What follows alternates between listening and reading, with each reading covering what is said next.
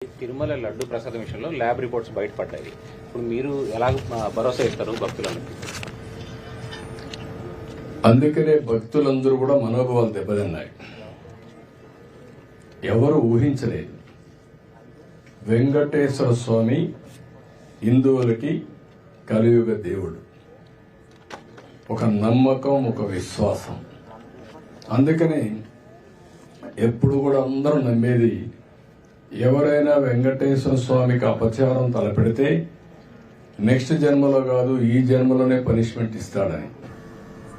అలాంటి వెంకటేశ్వర స్వామి పవిత్రం చేయడం కోసం కడాన ప్రసాదాల్లో కూడా మీరు నేను ఏదైతే చెప్పానో అలాంటి ముడి సరుకులు ఏవైతే వాడారో ఇవన్నీ నాసిరకం కాకుండా అపవిత్రమైన ముడి సరుకులను వాడారు. ఆ విషయమే ఈరోజు టీటీడీ కూడా ఎంక్వైరీ చేసినప్పుడు, టెస్టులు చేసినప్పుడు బయటపడిన వాస్తవానివి. ఇలాంటి దుర్మార్గుల్ని ఏం చేయాలో నాకైతే అర్థం కావడం లేదు. ఓసారి బాధ, ఆవేదన ఉంటుంది. కక్కుర్తికి కూడా అద్దులుంటాయి.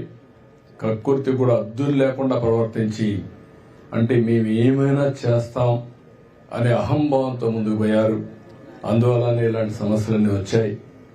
ఇక్కడే కాకుండా మీరు చూశారు తిరుమల పైన ఎంత మొత్తం శానిటేషన్ దెబ్బతీశారు, ప్రసాదాలు దెబ్బతీశారు, అన్నా క్యాంటీన్ దెబ్బతీశారు.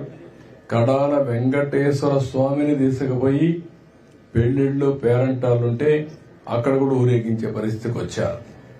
నేను ఆ రోజు కూడా తప్పు పట్టాను. రాజకీయ ప్రయోజనాల కోసం ఒక వెంకటేశ్వర స్వామిని వాడుకోవడం కరెక్ట్ కాదు. ప్రజలందరూ కూడా, హిందువులందరూ కూడా జీవితంలో ఒక్కసారైనా వెంకటేశ్వర స్వామి దగ్గర రావాలి, దర్శనం చేసుకోవాలి, అదే మరి వారి కోరికలని చెప్పుకోవాలని చెప్పి వస్తారు. అలాంటి నమ్మకమైన ప్లేస్ ని మారించడం చాలా దుర్మార్గం. ప్రక్షాళన ప్రారంభించాం. ఇప్పటికే చాలా వరకు ఇంప్రూవ్మెంట్స్ వచ్చాయి. దీన్ని లాజికల్ గా తీసుకెళ్తాం. ఏవైతే మాకు ఆధారాలు దొరికితే అలాంటి వాళ్ళపైన కఠినమైన చర్యలు కూడా ఉంటాయి. ఎవరైనా సరే తప్పు చేస్తే శిక్షించాల్సిందే. దానికి కూడా దోవాలి. ఇంటి వద్ద తిరుమల సెట్ వేసి చాలా విన్యాసాలు చేశారు. విన్యాసాలు చేసి పైశాచిక ఆనందాలు పొందారు.